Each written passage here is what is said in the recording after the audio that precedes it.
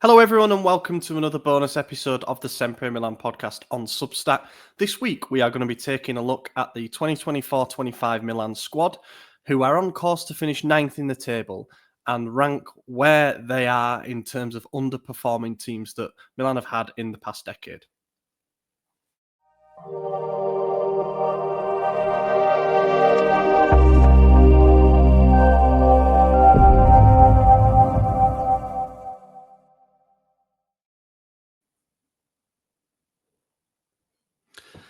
Happy Thursday, soldier. Normally get to say Friday, but it's not. We're going a little early today. Are we going to be posting this today as well?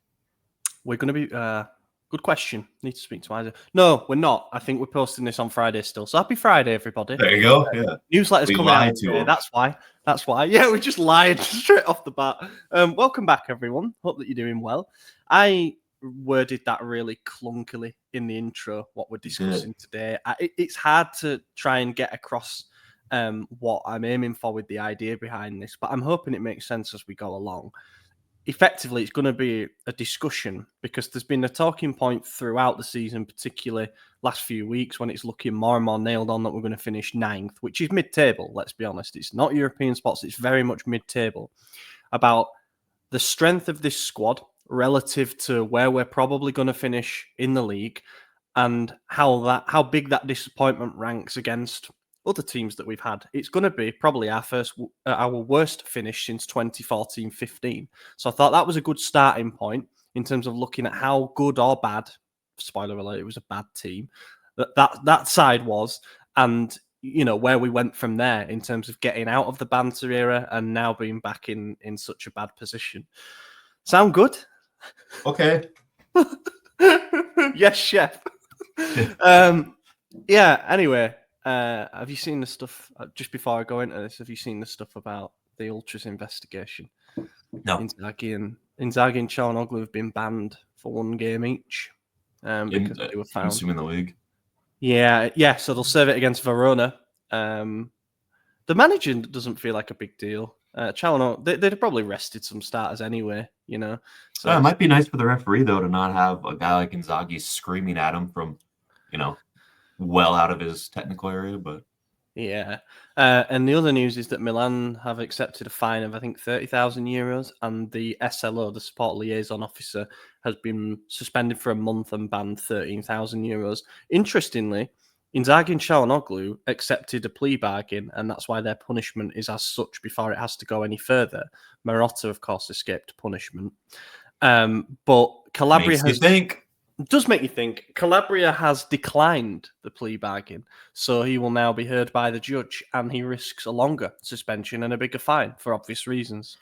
He's always maintained that his involvement was simply being ambushed at a hotel by a fan who was obviously the leader of the Ultras, and then just not knowing what to do, and so he just stood there, which, I believe he's not like the most socially inept person, and when you're just bombarded like that, it's like, okay, and then you walk off, So yeah, we'll see what comes of that. But obviously, it has already been specified by the various sources that if he were to get a bigger ban, I mean, obviously he's out of contract with us anyway, but it wouldn't come back to us in any way. He'd serve a suspension with Bologna or with his current club. I suppose it could come back to us if you had to be serving a ban in the Coppa Italia. Yeah, we'll take that storyline off the table. But just remember, when you accept a plea deal, it means you're losing. Yes. Just saying. Yep. Anyway, let's get on with this video. I just thought I'd throw that in there because it's quite a fun last hour. This has literally all come out just before we started recording.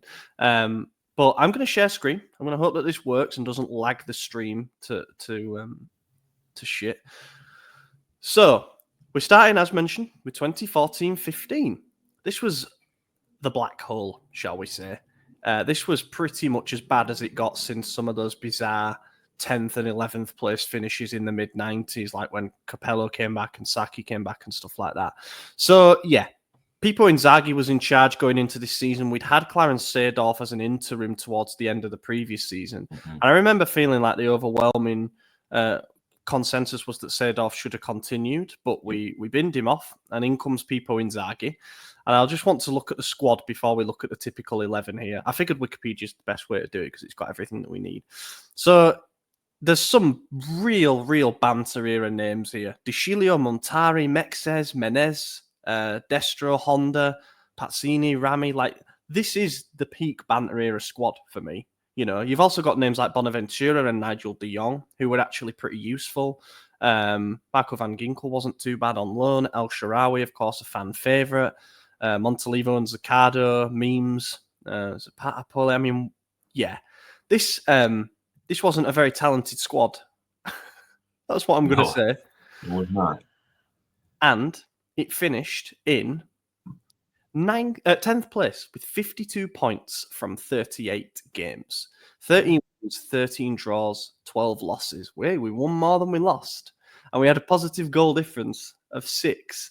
In terms of what happened that season in general, the team that went on to win the Scudetto that season was Juve by 17 points. Roma in second, Lazio third, Fiorentina fourth, etc. You can see the rest if you're watching. But Inter were also dreadful that season as they finished in 8th. But was Genoa not qualifying for Europa League? Was that because of stadium? Right, it was a piece of shit. They failed to obtain a UEFA license from the Italian Football Federation, and they were banned from participating. They appealed it, and the appeal was denied. Now, I have no idea what the background of that is. I have no recollection of it, but it meant Sampdoria got in instead, which is... It can't have been stadium-related then, because they share a stadium. You know what I mean? You're right. So I don't know. Financial breaches, maybe, something like that. They have been dog shit ever since. Yeah, that was kind of... If you look at it... there's nothing too shocking in terms of all the teams you'd expect to be in and around the top half, but then Genoa and Sampdoria stick out because, as you said, they've been on a pretty steady decline since then.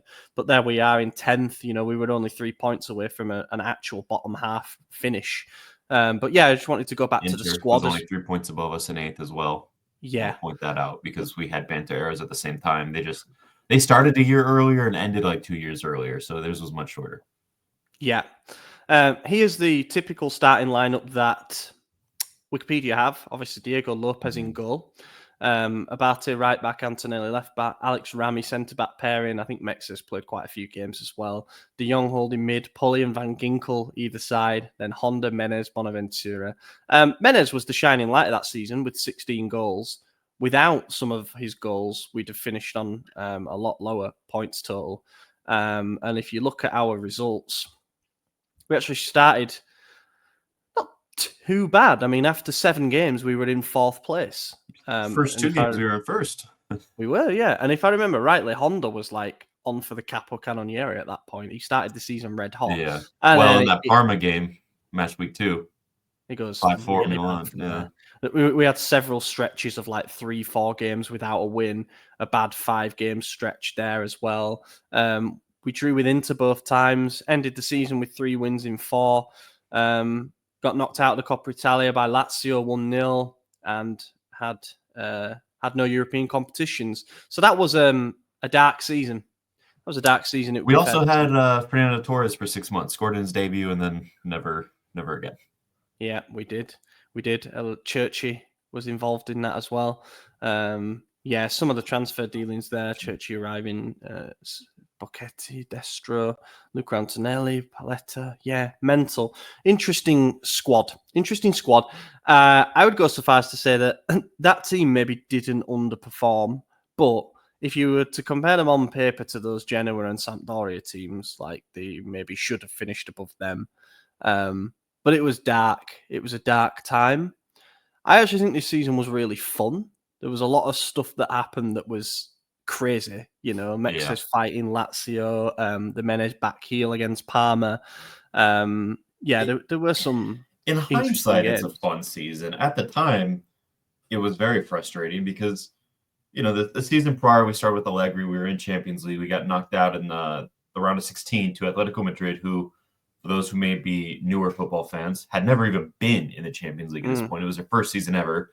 They also went to the final and lost it, and have been consistent fighters ever since. But, you know, so that happened. Allegri gets sacked. We bring in Seedorf. Seedorf. And he starts to save the season a bit.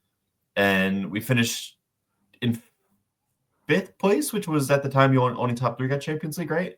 Yeah. Fourth was Europa, so we didn't get any European competition. Yeah. Or did we have Europa? I can't remember, but we were just outside of European spots. Oh no, we finished 8th. No, 8th the season before 2013-14. Wow. Okay, I thought we finished better. Well, I guess that's probably why. Yeah. I'll show it now because it's up there. The team from the season before: Abati, Rami, Mexes, Emmanuelson, De Jong, Montalivo, Polly right winger. I don't feel like that really happened. It would have been El Shaarawy, but he was out a lot. Oh, Honda or Robinho were often used as wingers.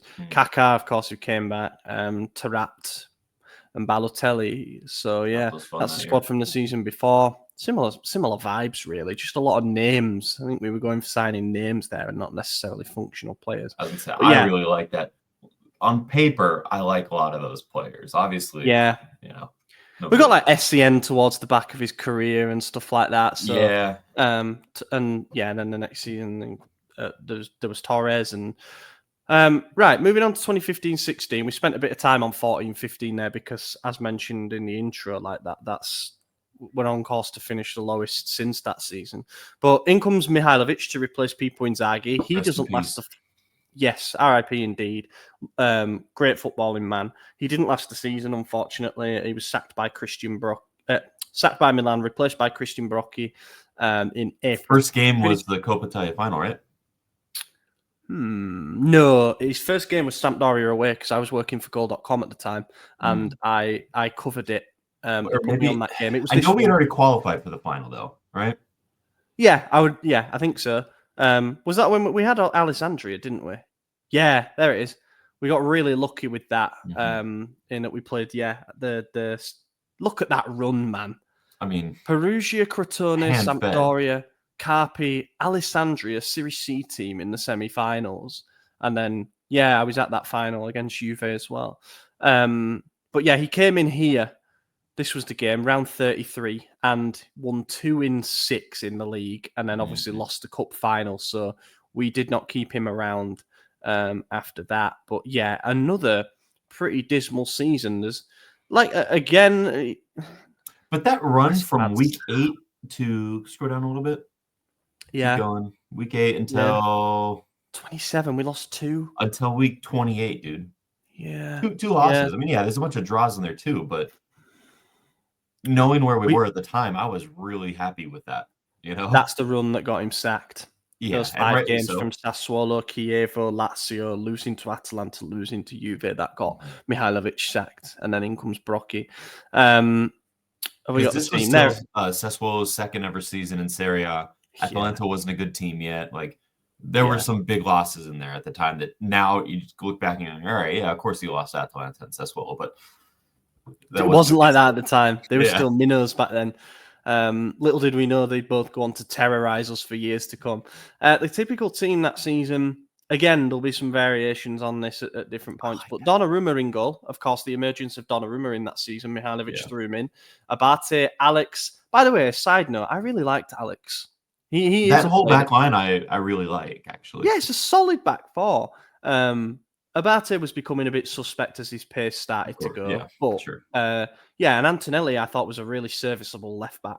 We'd kill for a deputy to Teo like him now, in terms of reliability. Kuchka Montalivo as the double pivot. Now I don't remember Montalivo playing that much, to be honest. I thought he was out already by this season. I'll check that in a second. But Honda right wing, Bonaventura left wing, back and Niang.